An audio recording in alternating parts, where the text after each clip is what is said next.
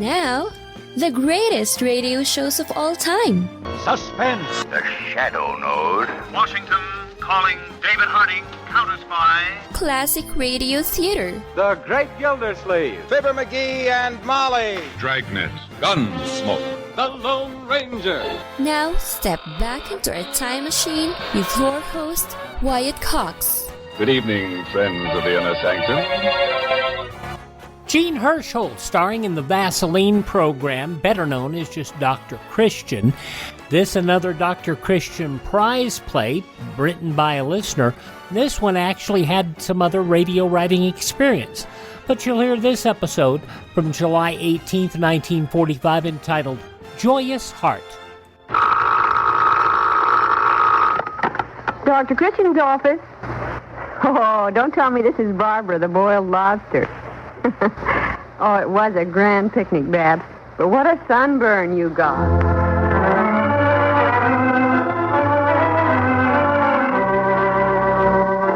The Vaseline program, presenting a new Dr. Christian prize play called Joyous Heart by Joe Bates Smith of New York City, starring Jean Hersholdt as Dr. Christian with Rosemary DeCamp as Judy Price.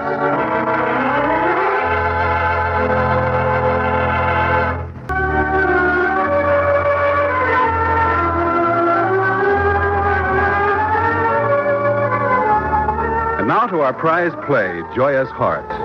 It's late afternoon, and Judy is alone in the office when the outer door opens and slams shut with a lively bang. And Margaret Powers, Judy's lifelong friend, comes excitedly into the room. Judy! Oh, Judy, darling, thank goodness I caught you before you went home. Why, Midge Powers, what on earth are you doing here? Oh, you angel, it's good to see you. Midge, you should be in bed. Does Dr. Christian know you've left the hospital? He told me I could come home today. Oh, Judy, I wouldn't have missed this day for worlds. This wonderful, glorious, happy day.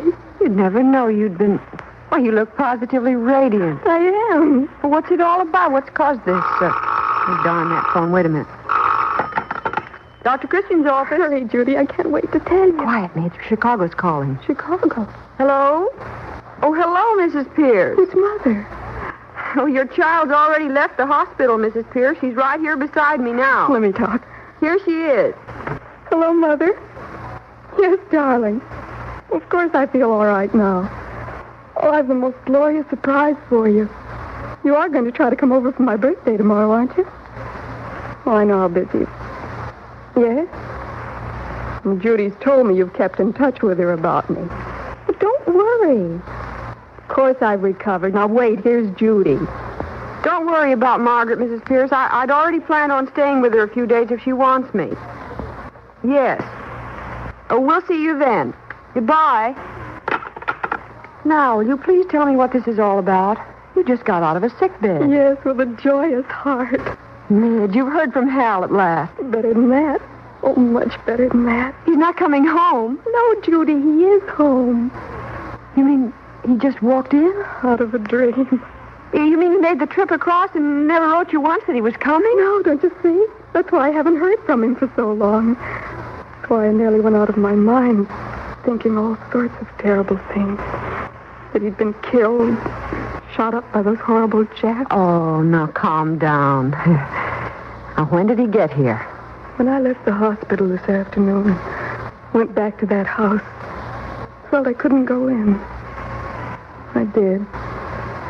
Went in and just sat there. So quiet. Just as lonesome and frightening as it was before I broke up and Dr. Christian took me away.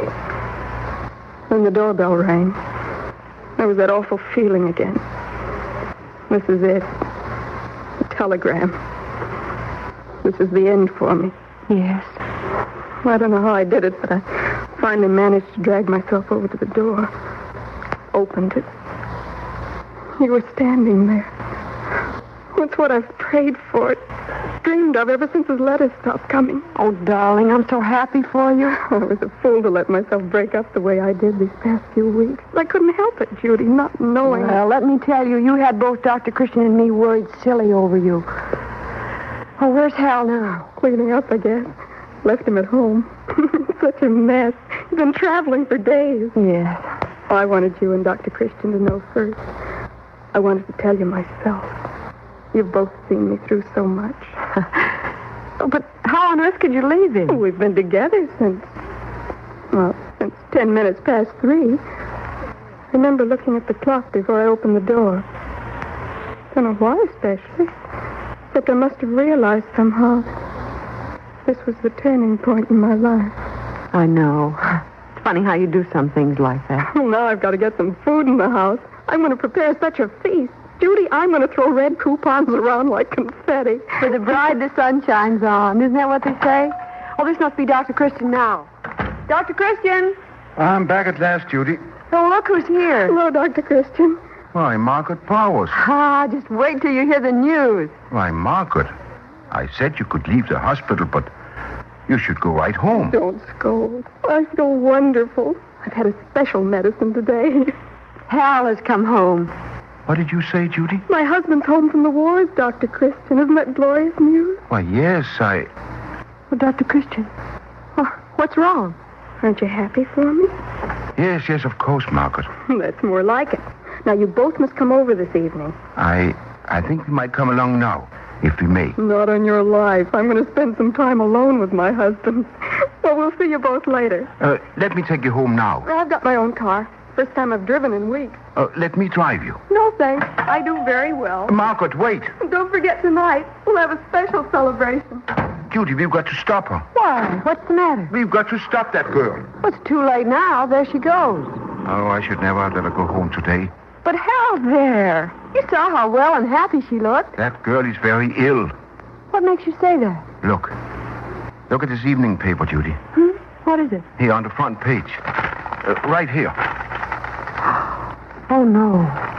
Oh, couldn't there be some mistake? In the paper, I mean? No, I checked with the newspaper office and the telegraph company, too. But I don't understand. She said he arrived this afternoon. She answered the door herself. He was standing there. When was that?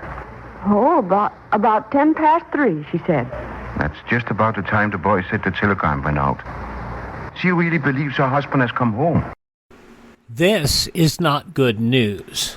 And yes, this show is from wartime, July 18th, 1945, Joyous Heart, an episode of Dr. Christian here on Classic Radio Theater with Wyatt Cox.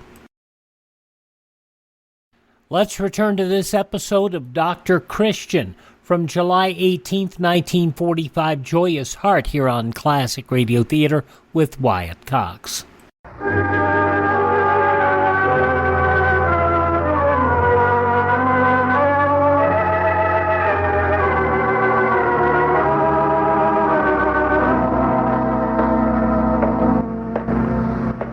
You think it's wise for me to come along with you, Dr. Christian? She invited us both, didn't she? How should I act? I mean, what can I do? Act as though nothing strange has happened. We've got to pretend along with her for a little while. What's wrong with her? Temporary shock, I hope. Remember, Judy, she's been suffering from melancholia for several weeks. She's been thinking about Hal constantly. Shouldn't we wire her mother? Not yet. Let's see what we can do. Dr. Christian. Judy, darling. I'm afraid we are a little early. Well, as a matter of fact, I just got home. We just couldn't wait until tonight. Well, come on in. It's good to see you back home again. Come on into the parlor. Haven't done a thing about dinner yet. You'll both stay, won't you? No, thanks, Margaret. We just wanted to pay a little call. Please stay with me. Why, Midge, what's the matter? Nothing. It's so quiet in here again. Here, let me light a lamp. Dr. Christian, I'm frightened. What are you afraid of, Margaret? I can't find Hal anywhere. Where do you suppose he could have gone? Well, I brought the things home for supper. Thought he must be upstairs. Sure, I heard the shower running. I knew he'd be back in a minute.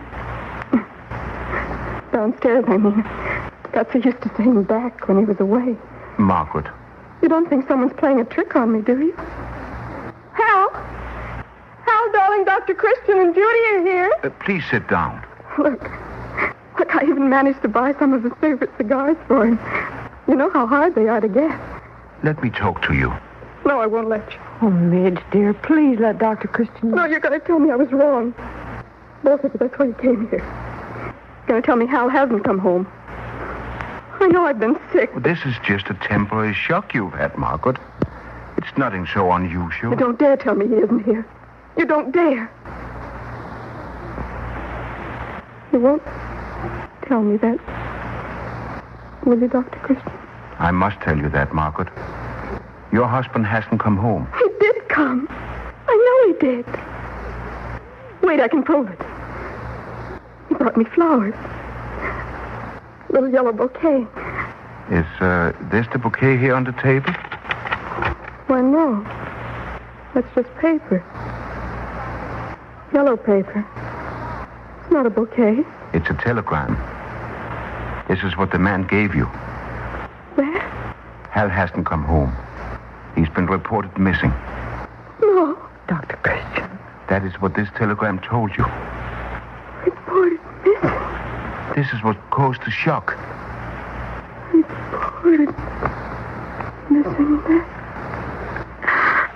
No, it's not true. What can we do, Dr. Christian? Let her cry, Judy. It's the best thing in the world for her right now. But why? Why would... You believed it because you wanted it so much. No. Oh, Judy. Yes? Fix some hot coffee or tea, will you? Yes, right away. I'll only take a minute. He was here, Dr. Christian. Sit down here, Margaret, and relax. He told me before he left that I shouldn't worry. If anything happened, he'd come to me. Let me know some way, by some sign that he was still alive, safe. Then maybe he has, Margaret. Maybe he has come to you this way. It's not enough. Maybe my mind. If only there was something that... Dr. Christian. Yes, Margaret. Come with me. Oh, don't you think you'd better sit down? No, come with me now. Very well. Down the hall. Here. This door. Isn't this Hal's den? Yes. Kept it locked ever since he went away. Cleaned it spick and span after he left and locked it up. So it'd be waiting for him when he came back. Kept the key, too. So no one else could ever get in. Yes, I know this room. Wait. The key never worked easily. Come along in.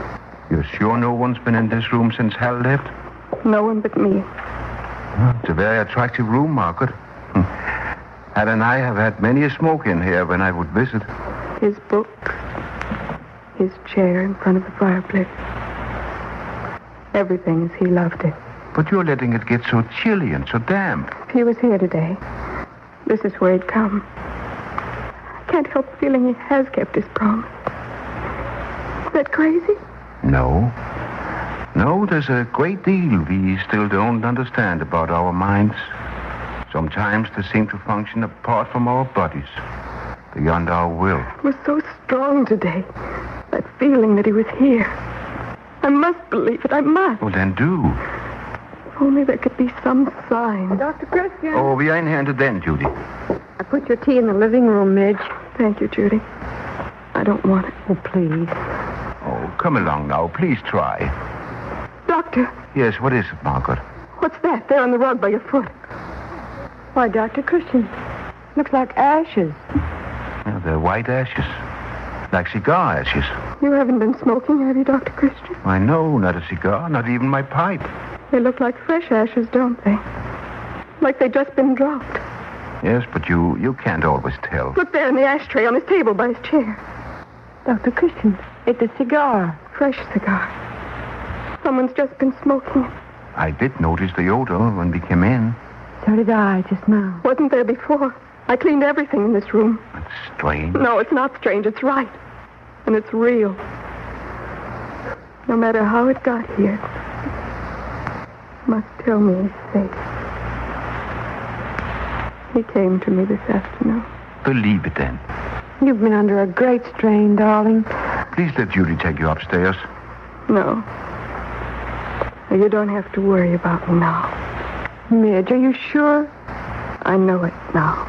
I think you'll be all right now, Margaret. I'm glad you both came. Now, could I be alone? I think I want to rest. I'll stop by in the morning. Let's go, Dr. Christian. You don't think I'm completely mad? No, Margaret. If there's anything you want, don't hesitate to call me. I won't, Dr. Christian. But I'll be all right. I feel no, not happier, but more contented now. Good night. Good night. Dr. Christian. Yes, Judy? What do you think that was? I don't know. Oh, look, there's somebody coming up the walk toward the house. Yeah, it's old Charlie Bender, isn't it? The electrician? Oh, yes, it is. What do you suppose he could be wanting here this time of evening? Oh, let's stop him before he gets on the porch. I don't want Margaret disturbed again tonight. Oh, good evening. Good evening, Charlie. Oh, it's you, Dr. Christian. Yes, it's Dr. Christian and Miss Price. Evening, Miss Price. Good evening. Were you calling to see Mrs. Powers? Well, not exactly, you might say. Nothing much, you might say. Is there something you'd rather not tell us? Well, as it was going to be a little surprise, you might say. You might say it, Charlie. Oh? Neither Judy nor I will tell. Well, seeing as how Mrs. Powers will know tomorrow, on her birthday anyhow. Oh, something in the nature of a birthday surprise? You might say. Mrs. Powers returned from the hospital this afternoon. Oh, that's too bad. I mean, it won't be ready till tomorrow. What won't be ready? The den. Mr. Powers' den. Oh, I see. I was doing a little work in there while she was in the hospital, fixing everything up. The room hasn't been used since he left. Mrs. Powers didn't know. No, that was the surprise. Well, who told you to do this, Charlie? Mrs. Powers' mother, Miss Pierce. She didn't expect her daughter out of the hospital and back home till tomorrow, anyhow. Got a letter from her from Chicago telling me she wanted me to fix up the room while her daughter was laid up. Sick, I mean. So it'd be a surprise when she got back. How did you get in the house?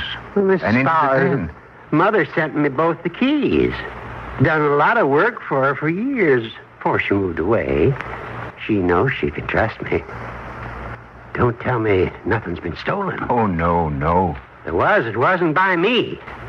Got a letter right here to prove I was told to go ahead. Here, Dr. Christian. You can see for yourself. It is from Mrs. Pierce. Be sure the radio works and the lamps are in good condition. I'm bringing a few new drapes and covers to make the room cheerful. Don't send a bill, as I shall soon be in Riversend and will pay you when I arrive. There's the proof, you might say. Were you planning on working at this or how, Charlie? Oh, no. That's not what I came over for now. Got my part done this afternoon. Just remembered something, though, that had me a little worried. Thought I'd better stop by and check up. What was that? Scared I might have burned the house down. Remembered I must have left my cigar somewhere in the den while I was finishing up. Your cigar's out, Charlie. You don't have to worry. Well, that is good news. Don't pay to be careless. Well, that finishes me up, I guess. Might say. Well, so long. Good night, Charlie. Good night, Mr. Bender. Night. So that was his cigar. Yes, it was Charlie's cigar. And not a sign, an omen for Margaret after all. Oh, I wouldn't say that, Judy. Why? What difference does it make how that cigar got there or who put it there? It could still mean something, couldn't it?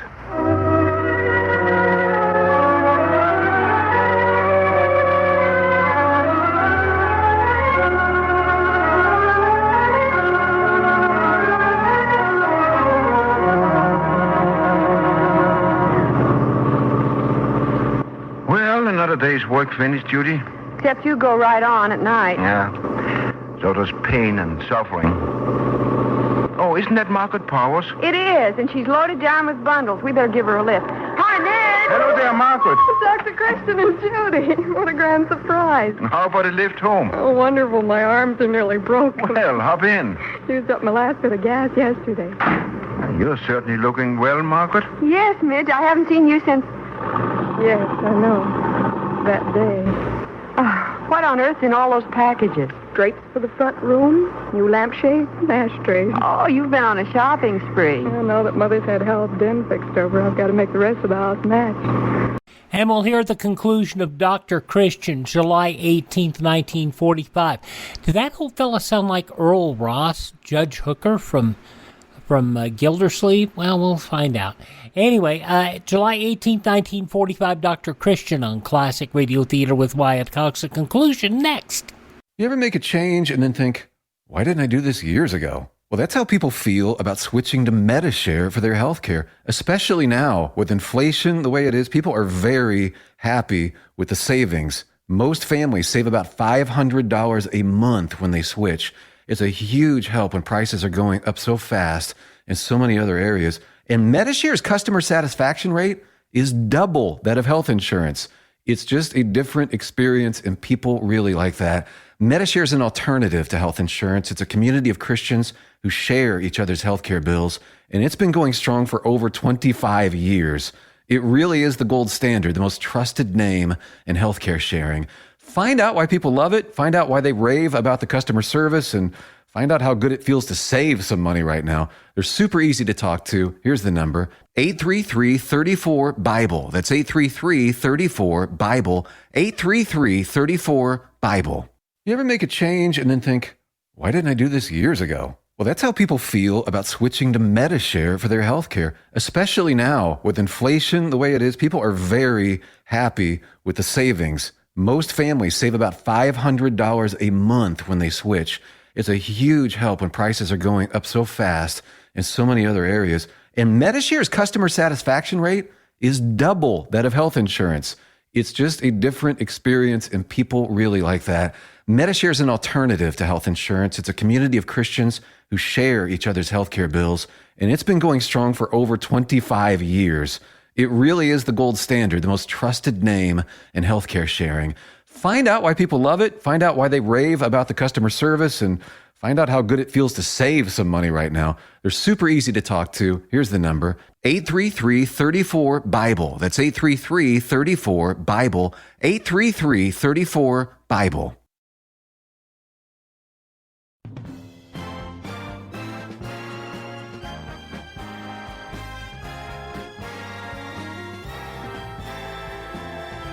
Now on Classic Radio Theater with Wyatt Cox, the conclusion of Dr. Christian and the Joyous Heart, July 18th, 1945. Want him to find his house all shiny and beautiful when he gets home. Have you heard anything more, Margaret? No, not a word. But I know he'll come back. At least I'm going to keep on hoping and praying. Well, here we are. Well, thanks so much, Dr. Christian. Well, can't I help you with those bundles? No, thanks. I can manage. Well, thanks again. Oh, she's dropped everything. You stay here, Judy. I'll help up to the door. How awkward of me. I hope you didn't break anything. No, I don't think so.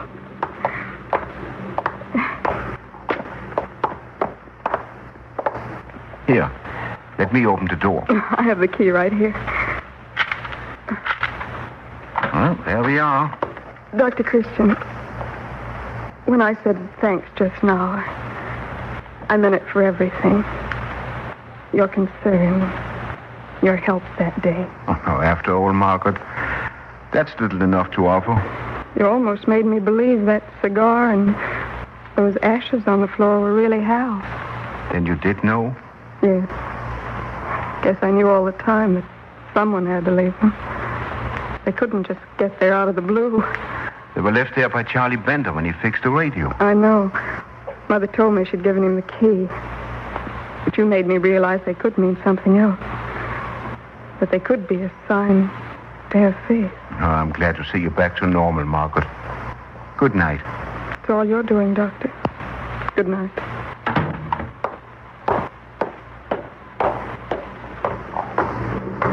I'm sorry to keep you waiting, Judy. What on earth were you two talking about that was so interesting? Oh, cigars and white cigar ashes. Then she knows. Of course she knows, Judy. But she needed something like that, something tangible to hang on to. Even if it was nothing more than a half-smoked cigar. It's odd sometimes, the funny little things that can work miracles.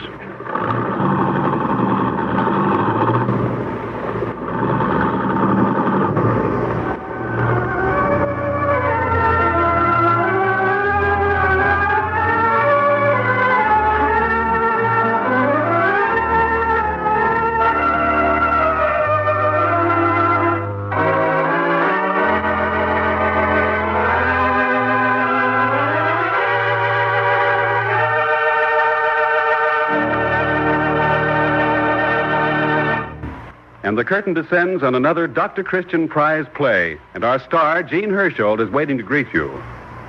And now here is Jean Hersholdt.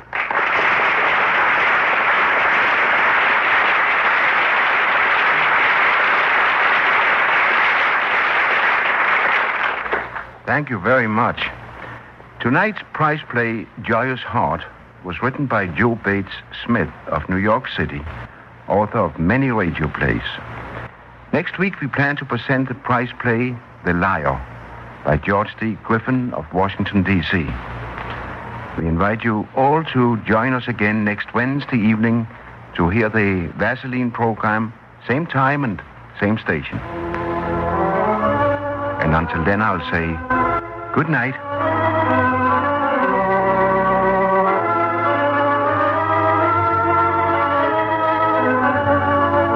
Work hard today. Hard work often means sore hands, especially gardening, housework, or war work. Smooth on Vaseline petroleum jelly before starting work after washing up. Makes grime easier to remove. Less apt to irritate. Use Vaseline petroleum jelly.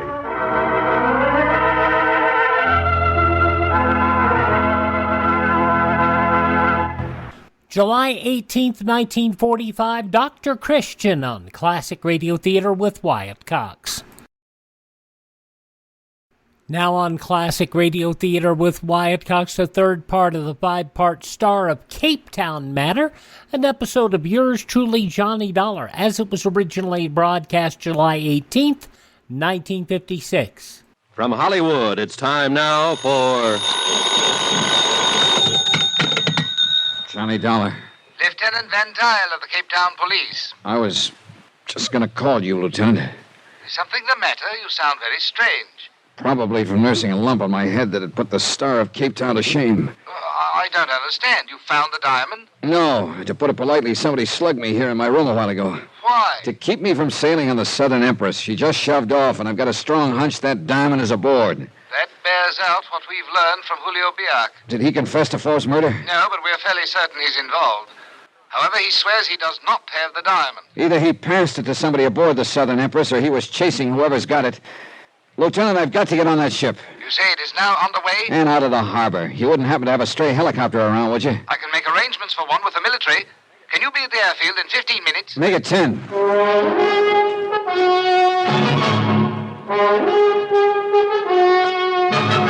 Tonight and every weekday night, Bob Bailey in the transcribed adventures of the man with the action-packed expense account, America's fabulous freelance insurance investigator. Yours truly, Johnny Dollar.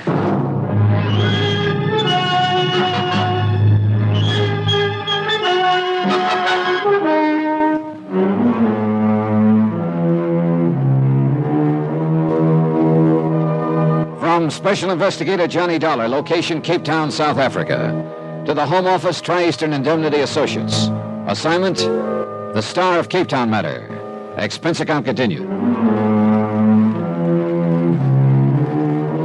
Item 8, cab fare to the airfield, where the helicopter was waiting for me. I don't know which was throbbing the most, the helicopter engine or my head. On the way out to sea, I had time to try to put the pieces together.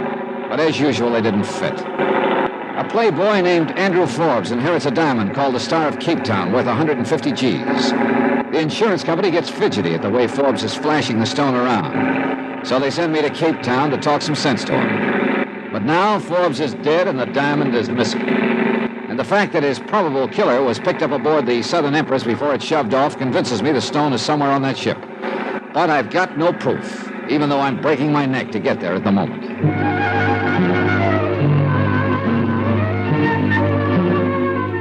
We picked up the Southern Empress about 20 miles out at sea, and the helicopter pilot set me down on deck at the stern. A crowd of passengers had gathered, but I didn't see Forbes' sister Agatha, nor Helen, the girl who'd spent so much time with him the night he was killed. I got me a room, then headed for Agatha Forbes' stateroom.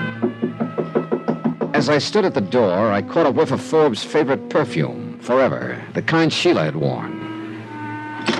Yes, what? Wow. It's Helen, isn't it? I don't think we've met, Mr. Dollar, Johnny Dollar. No, we haven't met officially, but we were both at Forbes' party the other night. You wish to speak with Miss Forbes? And you too, Helen. Who is it, Helen? Mr. Dollar. I'll be in my stateroom if you want me, Miss Forbes. Well, very well, my dear. Just a minute, Helen. Well, Mr. Dollar, I must say you are a persistent person. On my job, I have to be, Miss Forbes. Well, as long as you're here, you might as well sit down. Thanks. I still would rather not talk about what's happened.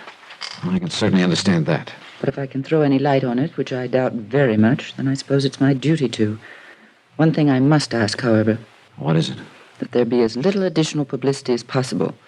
Forbes' name has been dragged through the dirt enough as it is. I'll do my best. Very well. What is it you want to know? Well, several things. First, do you think your brother could have been killed for a motive other than the diamond? Why, I hadn't thought of that. After all, you must admit that a diamond like the Star of Capetown would be motive enough to the kind of people my brother thought it amusing to consort with. Yeah, you're probably right. But I'm trying to cover all the possibilities. How about your brother's friend Sheila, for instance? I prefer not to discuss her. But do you think she could have done it? I don't know. I'm afraid I wouldn't put anything past her.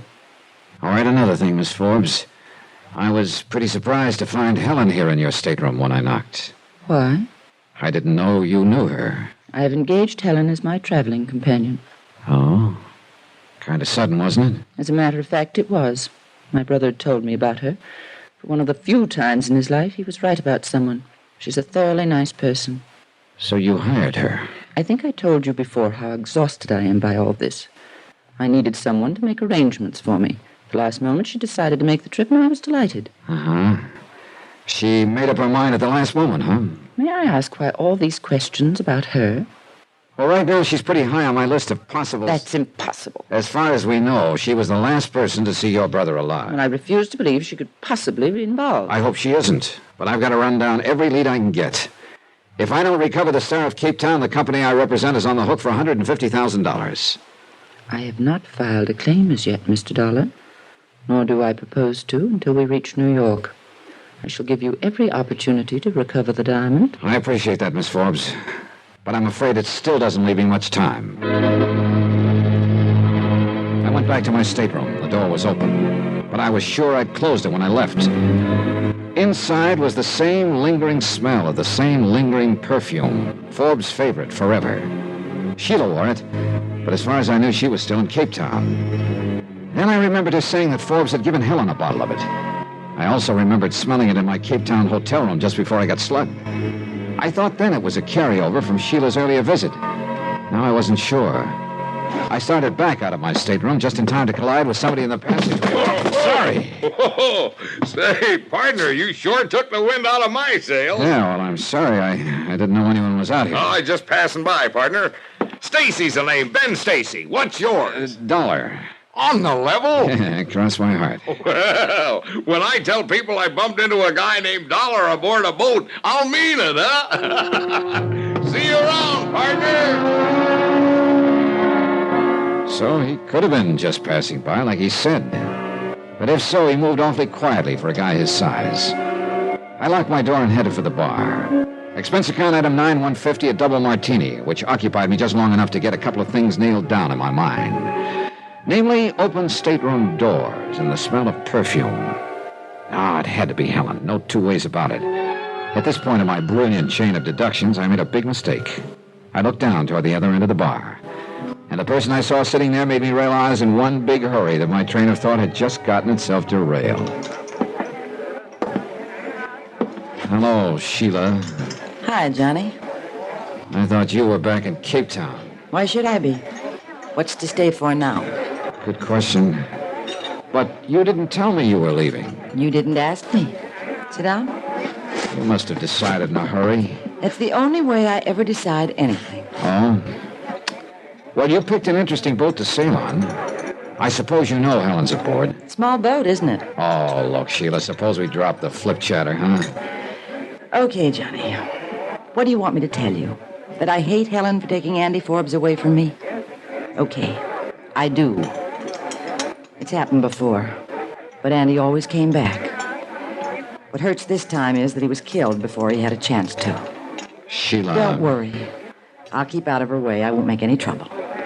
And, Johnny, do me a favor. What is it? Let's just forget I'm on board. I'd kind of like a decent chance to forget a few things, if I can. Okay. Just one thing, Sheila. Yeah? Were you in my room a few minutes ago? No. On the level? Sure, why? All right, skip it. See you later. Okay. I hope you find your diamond. Thanks. I hope you find whatever you're looking for. You know what it is? No? I got news for you. Neither do I.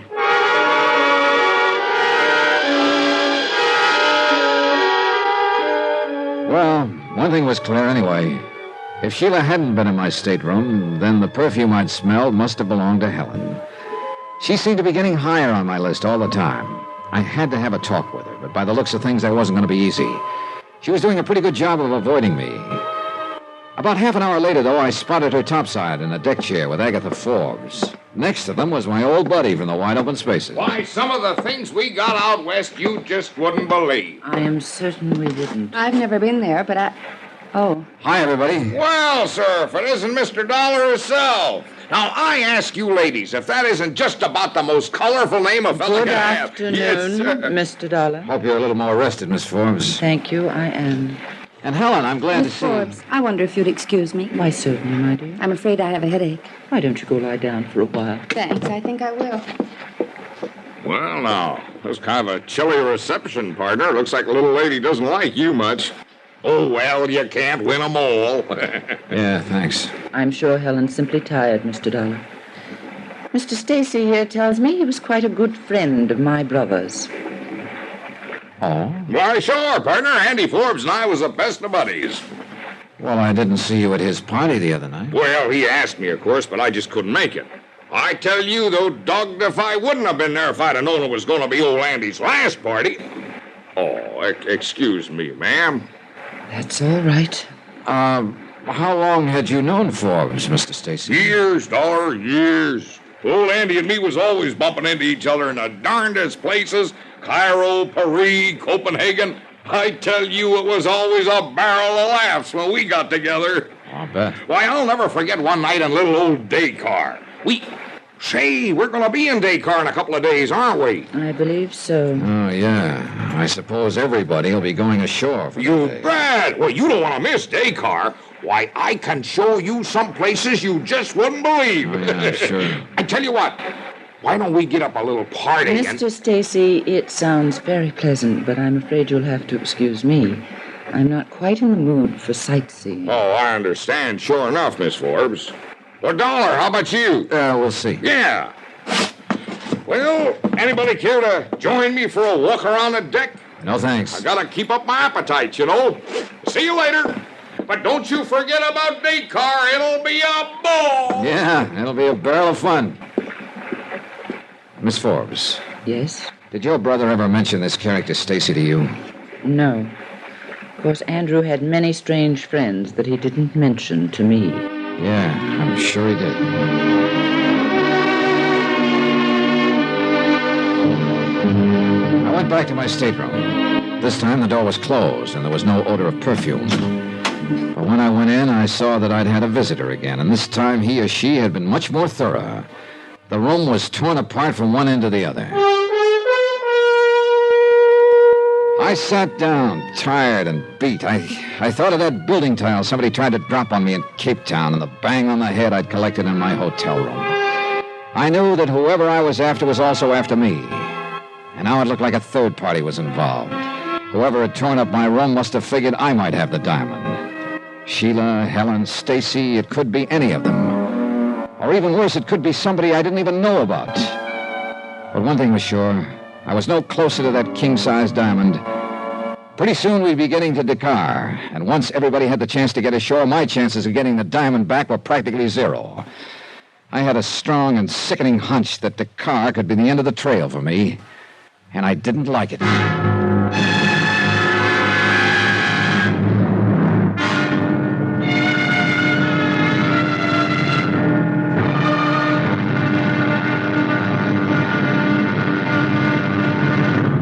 Now, here's our star to tell you about tomorrow's episode of this week's story. Tomorrow, my one good lead jumps ship the hard way. Join us, won't you? Yours truly, Johnny Dollar.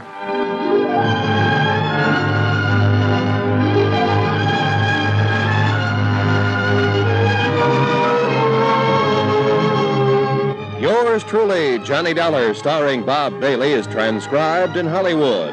Written by Robert Reif, it is produced and directed by Jack Johnstone. Be sure to join us tomorrow night, same time and station, for the next exciting episode of Yours truly, Johnny Dollar. Roy Rowan speaking.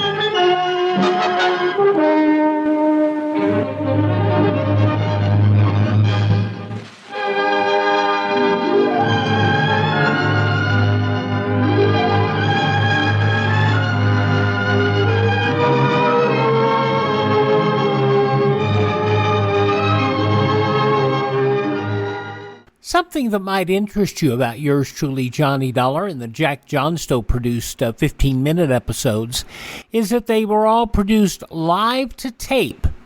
By that, there was no editing, no clips and snips to fix errors. It was all done live to tape. If there was an error, they went back and they started the entire show over. From July 18th, 1956, yours truly, Johnny Dollar, here on Classic Radio Theater with Wyatt Cox. Please take a moment to thank this station and support their advertisers. It is their kindness and courtesy that allows us to be with you each and every time we roll around here on your favorite radio station.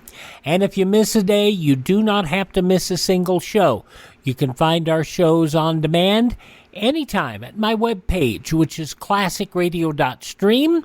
That is classicradio.stream. You can find our shows there on demand. You can also find a list of places where you can download our shows from. You can also learn about building a classic radio collection of your own. You can find our social media links there. You can also buy me a coffee. And buying me a coffee, throw me a tip or two, and that'll go toward finding some more great old-time radio shows. There's a bunch that are on my wish list, and I just don't have the cash for them, because it all comes out of my own pocket. ClassicRadio.stream, ClassicRadio.stream, and your help is always appreciated.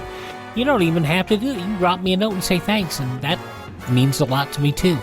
Please tell all your friends that great radio shows are right here at this spot on the dial. Classic Radio Theater with Wyatt Cox on your favorite radio station.